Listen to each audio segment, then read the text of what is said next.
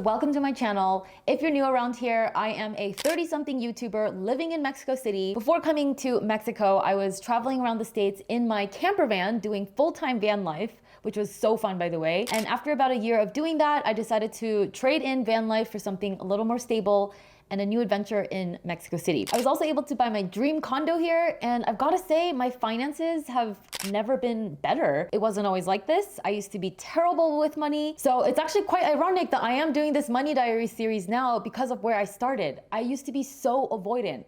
I was terrified to look at what was really going on with my finances until at one point I realized nobody is judging my finances. I am judging myself. Now I am super on top of it. I budget religiously. I have financial goals. I track progress towards those financial goals regularly. And I honestly look forward to managing my finances now. It's not as scary anymore. I have now come to realize that the more you take care of your money, the more your money is going to take care of you. That's why in Money Diaries, you are going to see my exact money routine that I do every single month, so that you can get some ideas for your own money routine. Something that really bothers me is just how hush-hush everyone tends to be about their finances.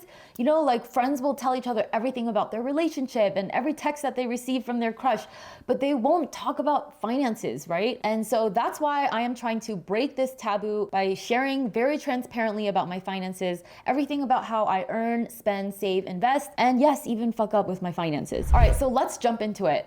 First of all, what is even the point of managing your money? Like, what are we even working towards? So for me, I am personally working towards something called the crossover point. So the crossover point is the point at which your passive investment income exceeds your living expenses. At that point, it means you never have to work for a paycheck again because you have enough money coming in from your investments passively without you lifting a finger in your sleep 24/7 to cover all of your living expenses. This is personally what I am working towards. And to be honest, I think this is what everyone should strive for as well. So in every episode of Money Diaries, I update my progress towards reaching this crossover point. And yes, I'm supposed to do this Money Diary series monthly. I have been slacking. My last update was in October, so I've got to update you on my progress towards my crossover point for November, December, January, and February. All right, so for November, that's 2023, already seems like ages ago. My expenses for that month were just under $5,000 at $4,997.95. And then my investment income in November was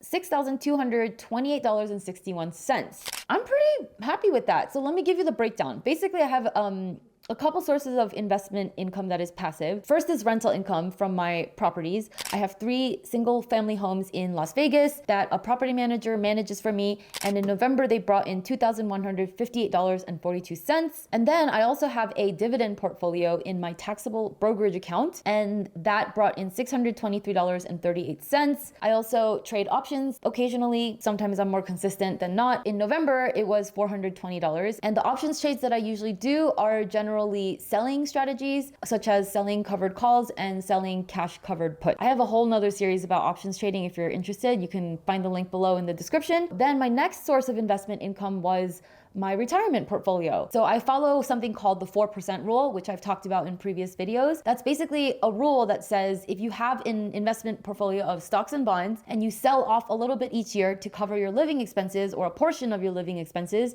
if you just sell off 4% of the portfolio each year, you won't run out of money because the investment growth will be enough to keep up with it. And so 4% of my retirement portfolio at the moment was $2,392.37. I will get into what's actually inside my investment portfolio a little bit later on in the video. But the next part of my investment income was my high yield savings account, which isn't a lot, but if you have some money sitting around that's not really doing anything, it's better in a high yield savings account than in, say, your checking account, because high yield savings accounts pay really good interest rates. Nowadays, they're paying like 4.5%. I'll link to my favorite high yield savings account right below in the description. So that brought in $67.41. And then my next source of investment income was Airbnb income. So for my Mexico City condo, which is where I live, whenever I go travel, I'll put it up on Airbnb and have somebody manage it for me. And so for November, my Airbnb income was $567.03. So that makes a total of $6,228.61,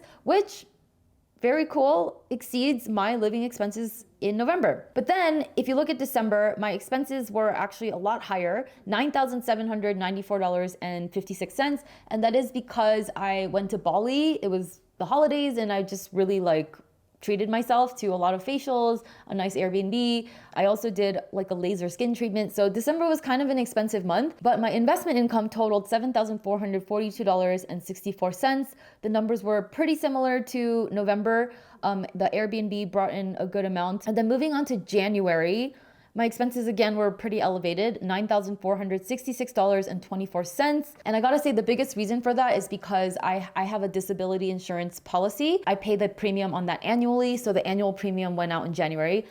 So that kind of makes the expenses a bit lumpy when like I have big annual expenses go out. But it is what it is. I also had to pay some medical expenses, some lab tests, some doctors, and my insurance doesn't cover a lot of stuff. I ended up shelling out about $3,000 towards doctor visits and medical stuff.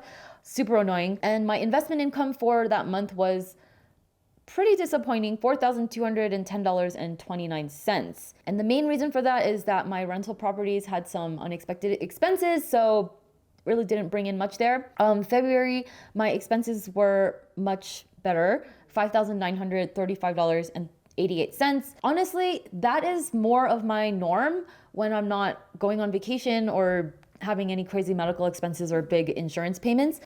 So let's hope it stays that way. My investment income for February was $6,405.48. As you can see, my expenses from month to month are quite lumpy. Maybe I need to find a way to smooth it out and maybe use monthly averages instead of like actual monthly expenditures.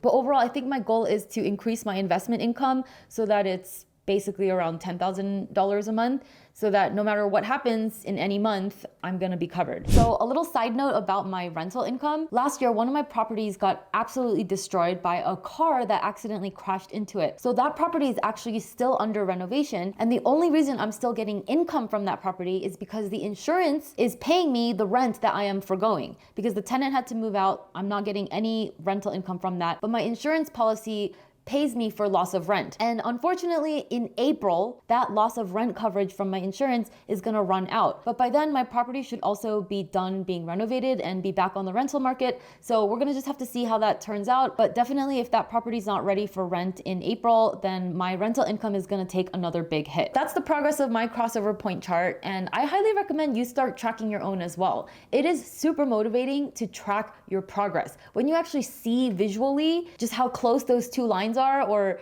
just what the gap is, you just naturally want to take actions to close that gap and to hit that crossover point. Now, if you are starting off with zero investment income, that's totally okay. Don't feel bad about yourself. Everybody has to start somewhere, right? So if you're wondering how I was able to accumulate so much investment income at such a young age, it is literally by learning these 3 skills. First, learning how to save money.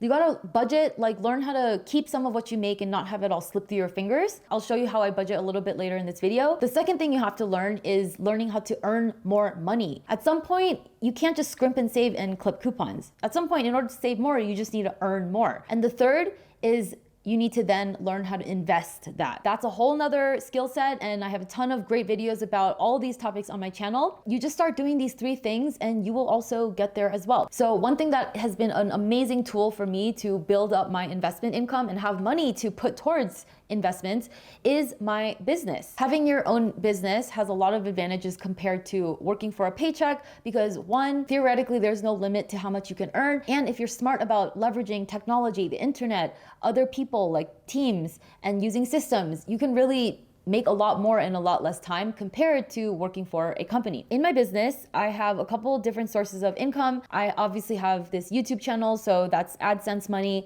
That was $8,935 in February. And then I also sell some online courses about investing and options trading and financial freedom. That was $30,000 in February. Also a little bit of affiliate income, $500. And this is not a typical month by any means, but I did get a book deal recently and the publisher sent me a book advance of $100,000. So that landed in February. And yes, I'm working on writing a book, which is really exciting. More on that to come. So total business income in February was $139,435.50. However, obviously I have a lot of expenses. I have 5 people on my team and a lot of software expenses and whatnot. So what I do is I'll pay myself $10,000 a month from my business. And then once in a while, I'll pay myself another bonus or something if there's enough money. But yeah, business finances and how I manage that is a whole nother rabbit hole. I'd actually like to hear from you in Money Diaries. Would you like to hear more about my business finances as well? Or should we just keep it to only my personal finances? Let me know in the comments. All right, so now let's get into budgeting. Now, I know budgeting tends to have like a very unpleasant ring to it. It has this connotation of deprivation and restriction. But honestly, I see budgeting very differently. To me, budgeting is freedom. Budgeting is how I've managed to put so much money towards investing instead of earning a lot and just letting all that money slip through my fingers, you know, because lifestyle creep is a real thing. By budgeting, I've been able to keep my goals top of mind and make sure that every day I'm making progress towards my financial goals and not towards, you know, making somebody else rich. So for my budgeting, personally, I use a software called YNAB. I love it. Other people swear by spreadsheets. Personally, I don't have the patience to update spreadsheets, so I like YNAB. I've got a link in the description below if you want to try out a free month. But either way, you just got to find what works for you. As for how I organize my budget, I first break everything out into 5 very broad categories. The first category is what I call my add a zero category, and that is towards any of my financial goals. Anything that I want to add to my retirement portfolio, anything I want to add to my dividend portfolio, etc., etc. Basically, anything that's going to add a zero to my net worth and therefore increase my investment income. The second category is fixed bills. Now, these are bills that go out either monthly or annually,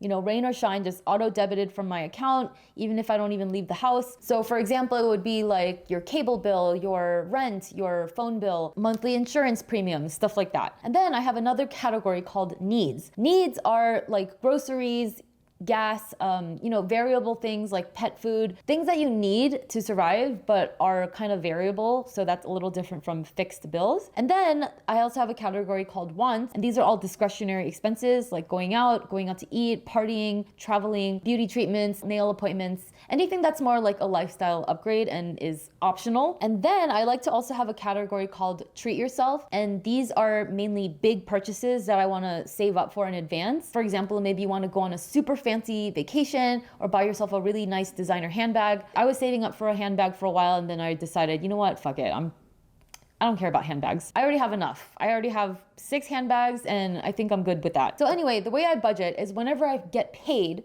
I first assign money to all these categories. I have these categories and then I break it down even further into all these subcategories. The bottom line is whenever money comes in, I'm giving every dollar a job. I'm assigning all that money to all of these little categories. There's not a single dollar that is hiding or that gets mindlessly spent because every dollar gets given a job first. This is called zero-based budgeting, where you give every dollar a job. And honestly, it is the best way to take you from wondering where your money goes all the time to telling your money where you want it to go. And it's super empowering. So now let's turn to my computer. I want to show you what I've budgeted out for March.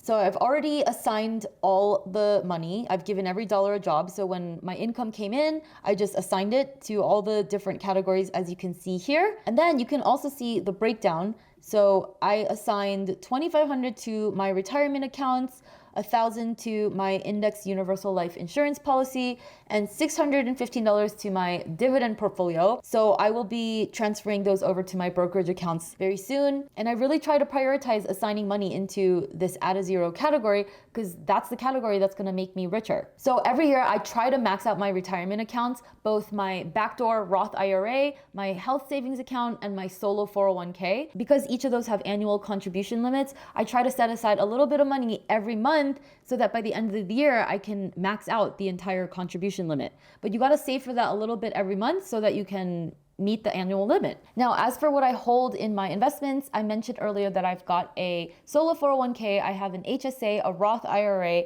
and 2 taxable brokerage accounts. And across all these accounts, I always invest in low-cost index funds. Some of my biggest holdings are VTI, which is the Vanguard Total Market US Stock Market ETF. I also have VXUS, which is an ETF of the rest of the world. I also have a couple of REIT ETFs, VNQ and VNQI. Those pay really good dividends. And to balance it all out, I also hold a little bit in bond ETFs, VGIT and VGSH, and that smooths out a little bit of the volatility of my stock portfolio. And then as for my dividend portfolio, I really try to put at least $1,000 into dividend stocks every month. But this month I'm only going to manage to do $615. And if you're actually interested in hearing about which dividend ETFs I hold, which ones I like, which ones I'm buying every month, then you should definitely join my weekly newsletter. It's called Call to Freedom. And in it, I share even more transparently about everything that's going on in my life, all my money stuff, my relationship stuff. We just get really raw and personal there. And I share a lot of details about my finances and investments that I don't on my YouTube channel. So definitely go there for some insider tips, for a real behind the scenes look into what it looks like to pursue financial freedom. You can sign up by going to rosehan.com/call-to-freedom. All right, so anyway, I've assigned money to different categories, like my fixed bills, my needs, and the point is, I've given every dollar a job, so I've got a certain amount of money allotted for each of these categories. For example, I've allotted, or I have remaining $159.02 for eating out. And so for the rest of March, I've got $159 to spend on eating out.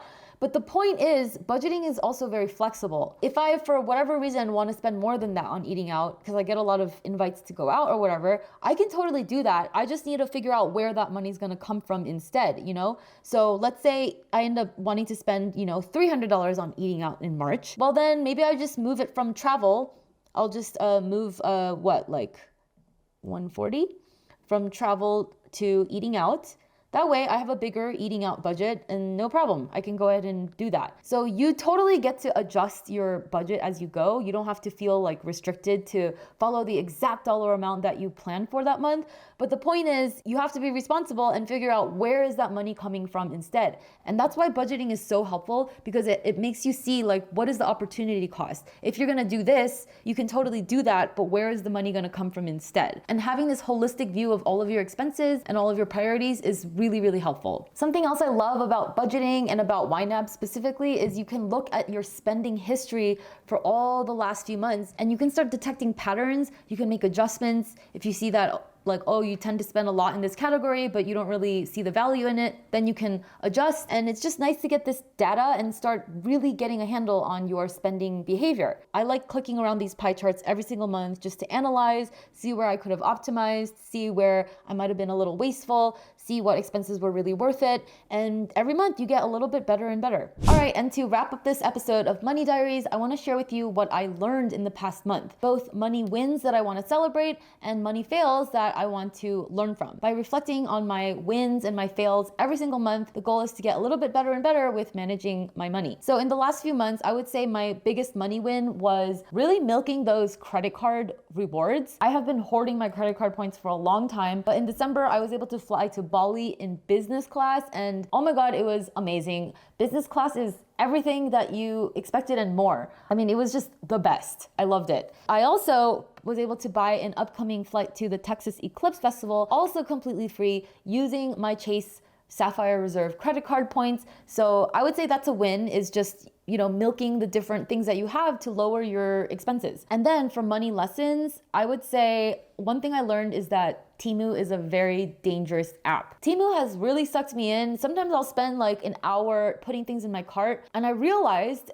impulse shopping can really get to you. And so the lesson is that if you just keep things in your cart for 24 hours, you most likely won't even remember it the next day. So that's something I recommend, is to prevent impulse shopping, is to consider letting things sit in your shopping cart for 24 hours before pulling the trigger. All right, well, that is it for this episode of Money Diaries. I know I'm supposed to be doing these every month. I'm really gonna do my best to be consistent. So be sure to tune in for next month's episode to find out what happens to my rental property, to see if I keep my spending under control, and to get all the updates. Also, if you like this type of content, I think you're gonna love my newsletter. It's called Call to Freedom. I send it every Tuesday, and you're gonna get all the insider tips and behind the scenes of how you can also pursue financial freedom. Thank you so much for hanging out with me today. You might like this video next, and otherwise, I will see you next week, same time, same place. Bye.